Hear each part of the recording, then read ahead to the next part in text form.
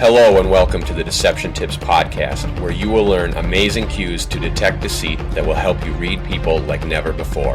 I'm your host, Spencer Kaufman. Let's get started. Welcome to episode 61 of the Deception Tips podcast. We've been through a few episodes that were really recapping of a lot of previous episodes. We're starting a big project of tying everything together. We're inventing clusters and patterns of behaviors. We're not really inventing them. We're putting them together so that you can better recognize and see these individual signs of deception. We're also relating all of these signs to previous signs so that you can start to form a bigger understanding. You're getting a complete picture. You're putting that puzzle together. You're seeing every last piece and how they fit together. Perfect. So here we go. Last time, we spoke of a sign of deception that was related to the one before and related to a whole bunch of them prior to that. We talked about how confident people tend to dominate the space they occupy. This is something that is kind of common sense, but most people haven't really stopped to think about it, as is most common sense stuff. So when people are confident in what they believe, in what they're saying, in what they're doing, they are taking control of the space in which they are presiding. So they are using their hands, they're using gestures, they're occupying their entire personal bubble. They may even be walking around the stage or walking around their area, shuffling back and forth, leaning in and out. They're kind of hustling, they're moving, they're jiving, they're bobbing and weaving. They're pouring out their passion for whatever it is they're talking about. Their whole body is involved in what they are saying. They are fully committed to whatever it is that they are saying. It's important to them. It means a lot, and they want to share it with you. You'll notice sometimes when I really start getting into the deception tips or whatever I'm saying, my voice will get faster. It'll rise. It'll feel a little bit more intense, almost like something's coming up. That's because you're hearing my passion for this topic. You're hearing it, you're understanding it, you are beginning to feel it. It's taking control of your body almost. It's like a flow or a flood. When I speak and it just kind of pushes through and all of a sudden you're like, whoa, man, this guy's intense, or it's too much, or whatever you may feel. But sometimes when you see other people and interact with other people and they are like really pushing it on you, you may feel like they're shoving it down your throat because they're so intense. They're so passionate about it. They haven't learned to tone it down to make it presentable so that other people will hear and listen to what they're saying. So that's the key. So if you are one of those people who are very intense and you really have a lot of passion about whatever you're saying and you're so excited all the time about whatever it is you're talking about, then maybe you need to tone it down a little bit so that other people will listen to you and hear what you're saying. But anyway, that's what we spoke about. Confident people dominate the space in which they occupy. Opposite of that, liars tend to reduce their space, conceal because they want to hide. They're hiding the truth, so they're also going to hide their body because they don't want other people to see what's going on unconsciously. They don't want those signs of leakage to be witnessed by anyone who knows what they mean. Now, in reality, a lot of people don't know what they mean. However, this podcast, the Deception Tips book, the Deception Tips Revised and Expanded book, the A Guide to Deception book, the Deception Tips videos, the Deception Tip blog, and the Deception Tips website all hope to change that. I want a lot of people to know how to read others and detect deception so that they will never be taken advantage of by lies again. So anyway, here we go. We've got a good tip coming up today. It's one that's related to an old tip. We had that before. This one is a tactic that targets can use, so the person interrogating the liar, they can use this to help figure out the truth by suggesting things or guessing things and reading the body language of the liar or the person withholding information. And they can do this in order to get that information from the liar without letting the liar speak. They'll be guessing the answers and reading the body language and finding the correct answer to whatever it is. Here we go. Deception tip number 61.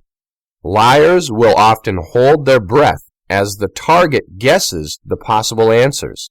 Then exhale the instant the target guesses correctly. Here it is again. Deception tip number 61. Liars will often hold their breath as the target guesses the possible answers. Then exhale the instant the target guesses correctly. All right, so what does this look like? Well, it's really very simple. Sometimes it may even be hard to see. It's not like the liar is going to be holding their breath like in the cartoons with their big cheeks puffed out like a pufferfish or a blowfish, holding them, pursing their lips, that kind of a thing. This may be a silent breath hold, almost like when someone's playing poker and they're making a bluff. And when they bluff, they're seeing whether or not someone's going to pass or call or fold or whatever, and they may kind of hold their breath for that little instant, and then as soon as the person says, I fold, boom, they exhale of release like it's an exhale of relief. So that's how it looks. It may be very, very difficult to see. However, if you're watching them, you will most likely see them kind of freeze. And with the freezing, they'll be holding their breath. So watch their chest, watch their diaphragm, watch their throat, because that's where you're going to see these signs of breathing. Their shoulders may also be a good one, because sometimes when people breathe, their shoulders move up and down a little bit with their breathing. So pay attention to their normal behavior first. Remember, it is very, very important that you establish a baseline behavior before you start detecting any signs of deception. You need to know exactly how that person behaves when they're normal before you can start to see how they behave when they're stressed. The lie detectors do this with the lie detecting machines. They have the control questions. Were you born on here? Do you work here? Is your hair this? Are you wearing a what shirt? Those questions are control questions to develop the baseline behavior so that they can determine how someone responds when they're stressed compared to when they're normal. Now, chances are if you're speaking to someone directly, they're probably stressed anyway, but get an idea of this before you start testing it out so you can see the change in their breathing. It's also related to another sign. I mentioned it a little bit ago, probably about 30 seconds ago with the freezing. So I'm going to tell you a lot more about that, how it relates to that sign. We had this tip quite a while ago. Hopefully you remember it. If not, pay attention to the break, but use the time of the break to try to jog your memory and see if you can remember what tip it was. The answer will be coming up right after this. How would you like to really know what every body is saying? Understanding body language can help you in your career, your relationships, and in everyday interactions. Get Spencer Kaufman's A Guide to Deception online today. Welcome back to Deception Tip episode number 61. We are talking about a behavior that the target or the person being lied to, the person doing the interrogating, can do in order to find out the truth without the liar even talking, without them speaking. They're going to find the truth by only reading their body language, and this is guessing answers. They will guess the proper answers or the potential answers, and when they find the right one, the liar may hold their breath for a split second and then release it afterward as a relief, kind of like, now I don't have to lie about it. So, we mentioned right before the break that it is related to another sign, another deception tip that we had, and we had it 40 episodes ago. So this is kind of convenient if you remember.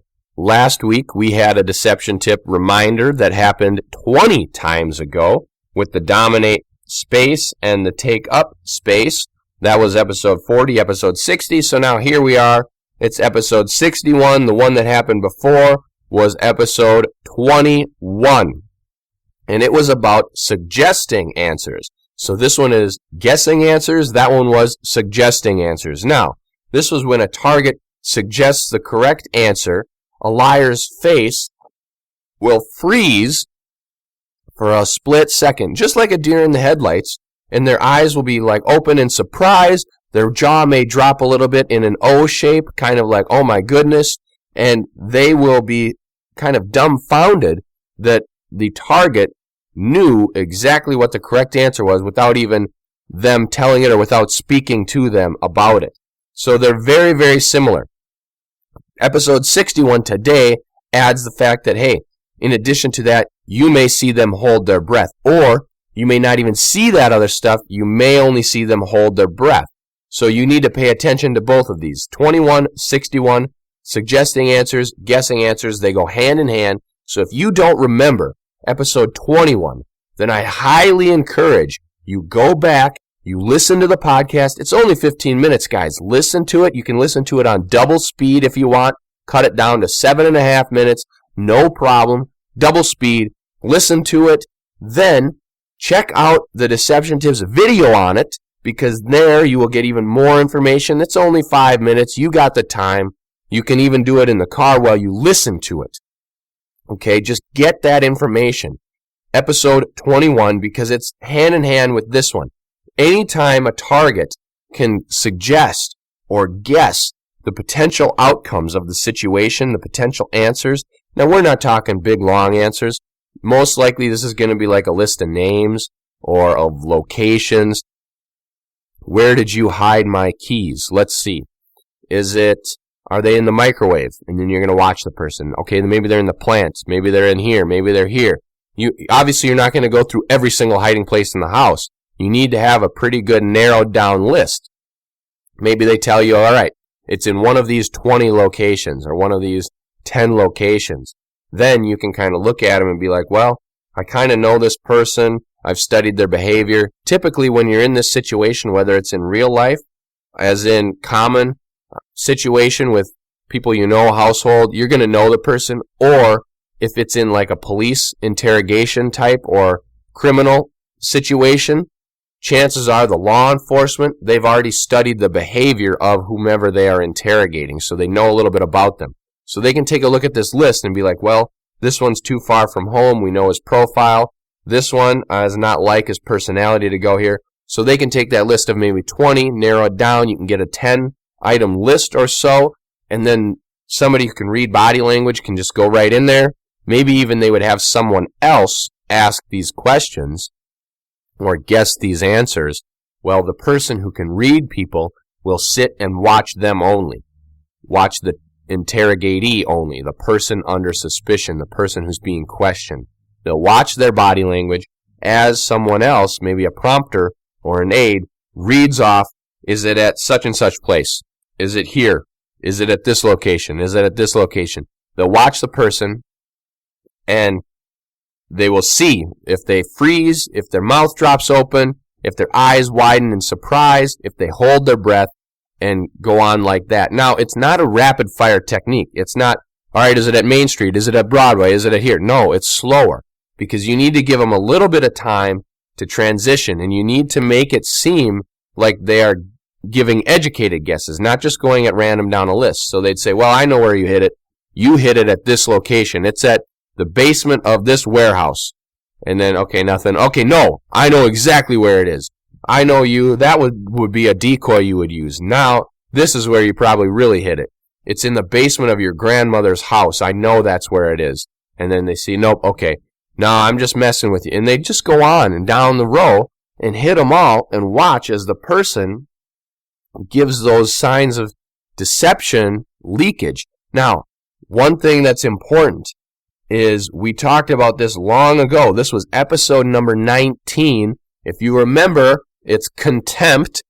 When you are guessing these answers, if you are way off, or if you're guessing incorrect answers, you may very well see contempt come across the person's face, or even a little bit of like a smile or happiness, kind of a duping delight. We talked about that a couple times before. They're going to be happy you're on the wrong track. Then, when you get to the right place, you may also see anger because they're mad that you have discovered where they have hidden it. So pay attention to those, because if you see a little bit of the contempt, that duping delight, or a little bit of the anger in it, then maybe you have found the incorrect and the correct answers. So pay attention to these because they can help you. They do work. It is real science. It's not fake. Listen to the rest of these episodes and everything else.